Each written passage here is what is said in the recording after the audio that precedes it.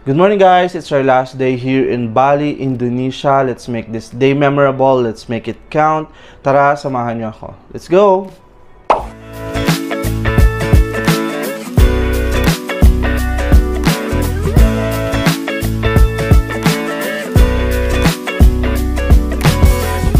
But first, coffee. We are here at Canvas Patisserie guys. We saw it kasi papunta kami sa dapat lunch spot namin and malapit lang siya sa may ating hotel and it really looks so good guys. Mukha siyang luxury brand. Akala namin when we enter, it's a skincare shop pero coffee shop pala. So tara, i-try natin yung kanilang menu.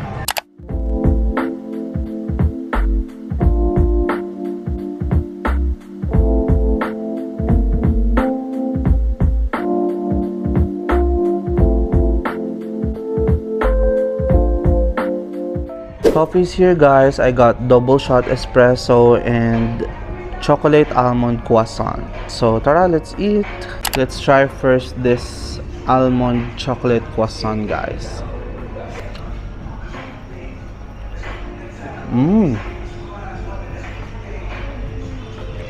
So good.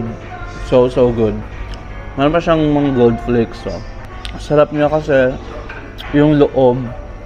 It's a different type of croissant kasi yung loob niya medyo mas basa. I don't know. Parang ganun yung niya, feeling.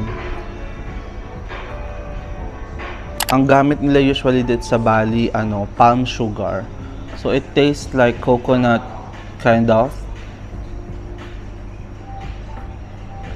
And it's so good. But this croissant is the bomb. Super sarap niya guys.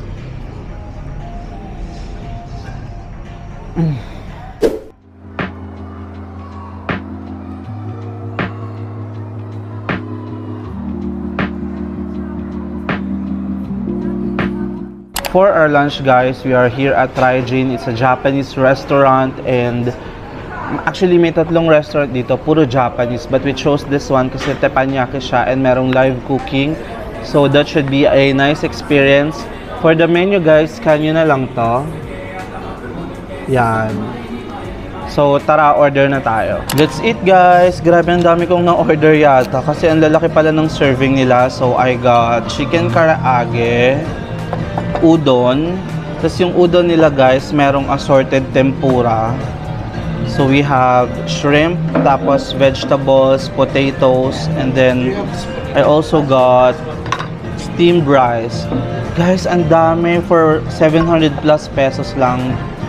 Sulit na to. Pero of course, titikman muna natin yung lasa niya. So tara, let's eat!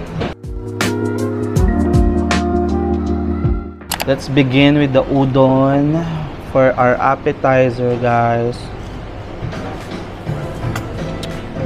Oh my gosh.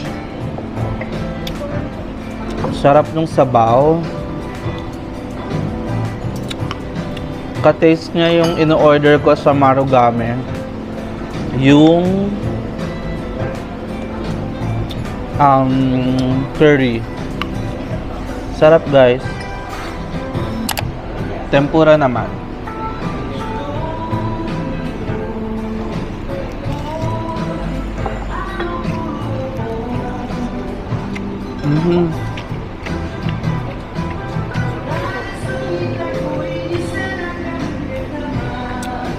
Yung tempura guys, sarap. Lasang shrimp naman siya. Ay!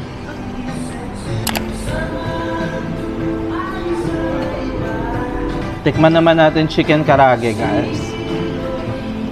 Sisyo, kuha kayo.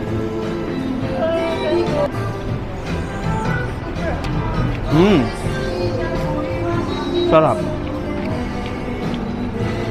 Gusto ko lang yung mga chicken karaage sa Tokyo ganyan. But it's okay. Nothing special. Done eating guys. Sarap ng food. Sarap ng udon. Pero yung karaage basic lang siya. Sarap din ng choco lava. And yeah, it's a must na mag-dine dito if you're craving for something Japanese. Pero if not naman, then you can choose a different restaurant. Yung udon nila super sarap. And feeling ko yung teppanyaki masarap din. Yung karaage hindi masyadong bet. Tsaka yung udon pala niya, isa lang yung tempura. Tapos the rest, mga gulay na. So, just take note of that. Anyway, tara mamili tayo ng mga pasalubong guys. Let's go!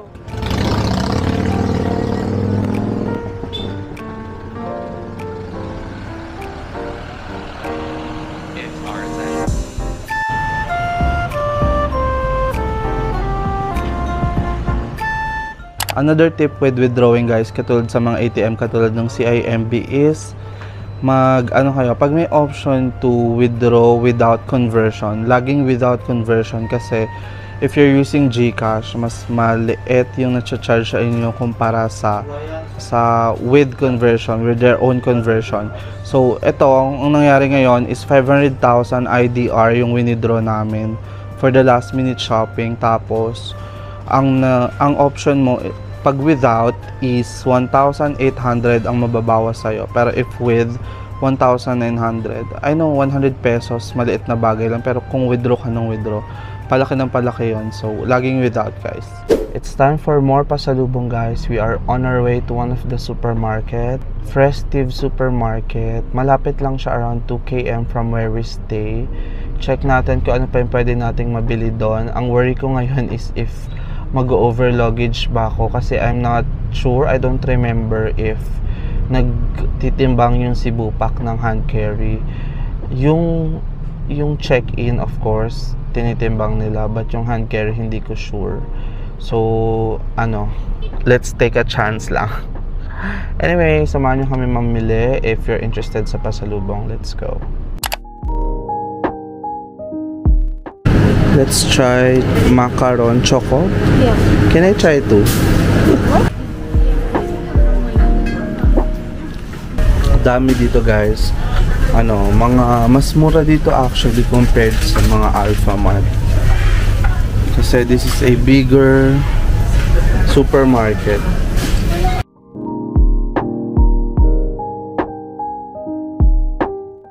Pero guys, wala dito yung mga Setia Valley Coffee. Sa mga Alfamart lang talaga yun, sa mga convenience stores. Kasi yung mga andito, more on mga branded talaga. We're here in another supermarket guys. Katabi lang siya ng Festive. It's called Pepito. Dito naman more on international brands. Hindi siya masyado yung mga Indonesian. Although, mostly, of course, Indonesian, pero it's a mix. Pero dito lang kami nakakita nung hinahanap namin na air freshener na coffee variant. Yan. Ito yung brand na na naamoy namin lagi. Pero ito as an option, you can also have this. This is for 12,400, 40 plus pesos. Tapos yan, how much yan? Ganun din. 14. So, ganun din, 40 plus pesos. Ganito naman guys yung itsura ng mga traditional market nila dito. Parang Pilipinas din. Identical na identical.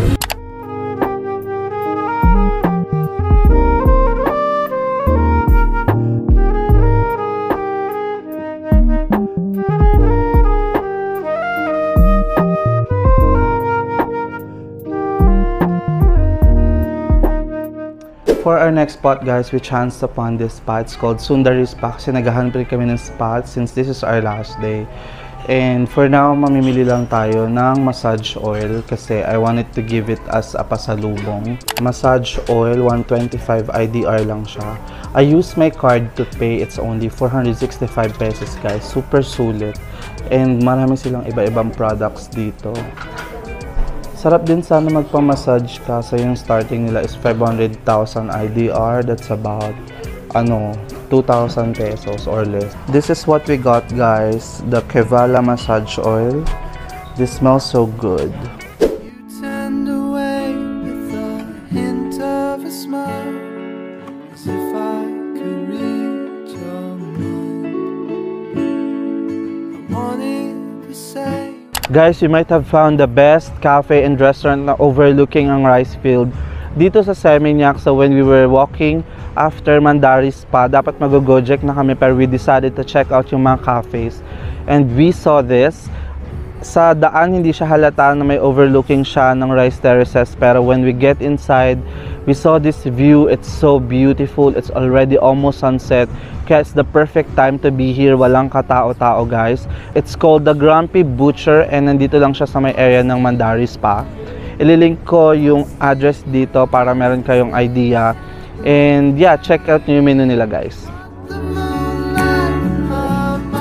To me, this is the perfect way to end the day, guys, and to almost end this trip. Napamili na natin lahat ng mga gusto and kailangan natin mapamili. And for now, mag-chill-chill na lang tayo. And the Grumpy Butcher is, I think, the best view we had here in Seminyak. Yung beach kasi hindi namin masyadong favorite. But this view of the rice field, it's so beautiful. Tikman naman natin yung coffee nila. This is cappuccino. Cappuccino ba to? For 35 IDR lang, guys.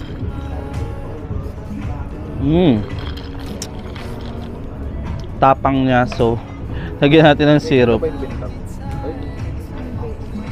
Ibuhos mo ulit. Ibalik mo. Tsura mo na lang ulit parang marunod. Pero kasama. Okay naman yung cappuccino, guys. Sarap siya. And yung panalo talaga yung view mo, guys. And kami lang yung tao. Oo, sa beach kasi super... Sa beach kasi super crowded. Pero dito, bibigyan pala nila kayo, guys, nitong Grumpy Butcher na repellent. Kasi marami yata mosquito since siya, grass field.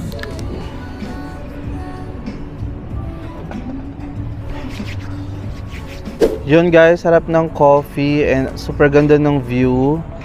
Chinek namin hindi siya Wazeable or Mapsable, so you can just check out Sundari Day Spa. Malapit lang siya doon. Mas malapit siya sa Circle K. So yun, check out nyo, guys. Sobrang ganda ng view. Actually, kita pa nga yung mountains dito eh.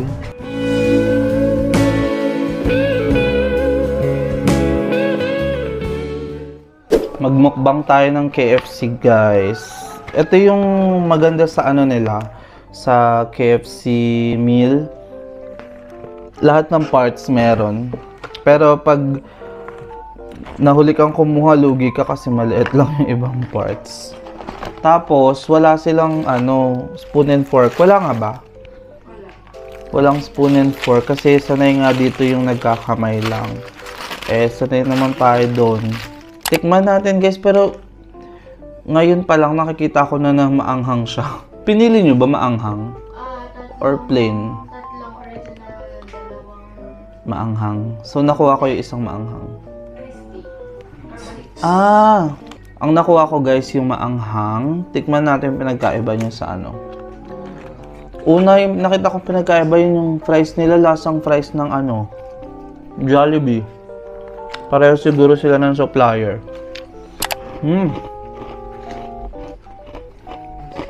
Sarap ng balat, puro harina. Lasang chicken, Joy. Ano mo? Yung crispy? Lasa siyang KFC din. Sarap din ng ng maanghang. Kung mahilig kayo maanghang, guys, dito sa Bali, mag-enjoy kayo.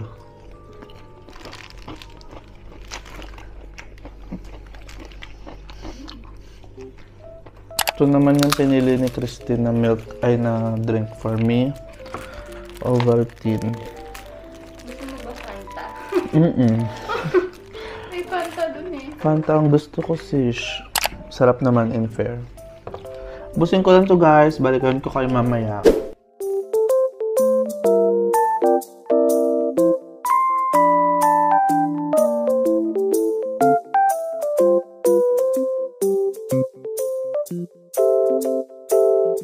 Hello, guys! I just finished packing. Nakaset na yung aking luggage and yung hand carry ko nakaset na din.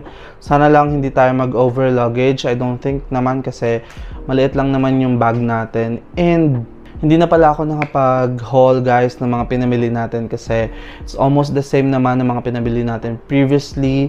And ayun guys, thank you so much for watching our Seminyak vlogs and our whole Bali vlogs. If you haven't watched the previous ones yet, I suggest you do watch them kasi it's a different kind of vibe per destination. So ayun lang guys, if you have any questions, please do let me know. And sa mga nagko-comment dyan, thank you so much. It means so much to me to communicate with you through the comment sections. And if you have any questions, just put it down. I will answer you guys. Morning guys, uwian day. Thank you so much Amalfi Hotel for accommodating us here in Seminyak, and to all the resorts and hotels that accommodated us in our Bali trip. And yeah, let's say goodbye to our room and let's say goodbye to Bali.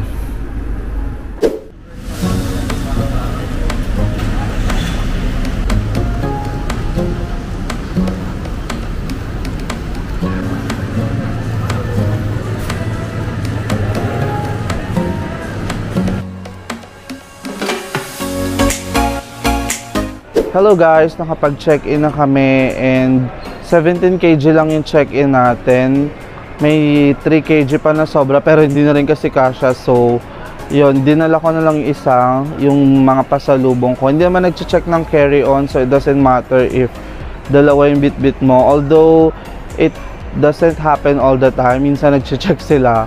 And yeah, madali lang yung pagpasok. Ano lang, more on checking lang ng passport and ng boarding pass. Anyway, kain lang tayo dito sa airport ng DPS and let's savor the last few moments here sa Bali guys.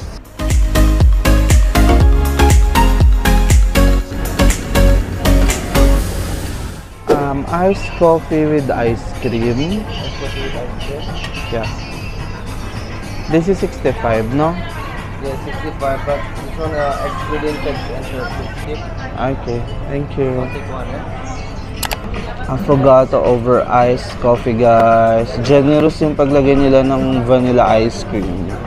Tapos yung iced coffee dami din. Let's have coffee guys.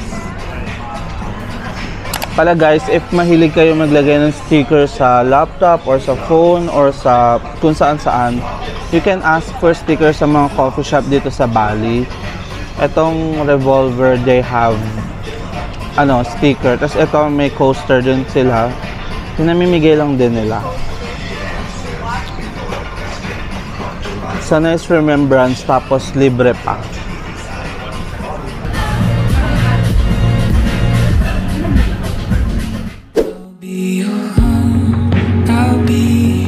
About to board guys. See you in the Philippines. I'll stay quiet if it's the pain. Bye Bali! Kasabay namin sa flight si Drew Aurelia. Mga ka-vibes ko. And if you go, Hey guys, we are back home. Before going back to the Philippines, just fill out etravel.gov.ph for your customs declaration. And when you arrive here in the airport, you can just go through the e-gates. So, follow nyo lang instructions doon, and then after that, you will be given a sticker na ilalagay nyo sa inyong passport. Thank you guys for watching our Bali, Indonesia vlogs.